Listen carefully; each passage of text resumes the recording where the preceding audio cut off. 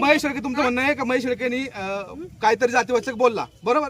मग या लोकांची पहिले तुम्ही का विचारपूस करायला पाहिजे होती ना? तुम्ही केली का विचारपूस? आणि त्यांनी जागा दिली त्यांना आमच्या घरात तुम्ही यांची दिसले नाही विचारपूस का? केलीच आम्हाला काय नाही. माहिती आमच्या घर त्यांना दिसले नाही का? त्यांनी जागा समोर व्यवहार केला त्यांना आमचे समोरचे घर तर दिसले पाहिजे होते ना. नाही, आता ही जी लोक आले होते ना साहेब, हे लोक आले होते ना, माझं म्हणणं एक प्रामाणिकपणे म्हणणं आहे की तुम्ही कशासाठी आले? डॉक्टर बाबासाहेब आंबेडकरांनी आम्हाला जे संविधान दिलं, जो घटनात्मक अधिकार दिला, त्यांचा असा माझ्यावरती आरोप आहे, मी जातीवाचक बोललो, बरोबर? तुम्ही महेश शेळकेला तर मी जाब विचारायला आले होते, पण महेश शेळके येताना एकटा नाही आला.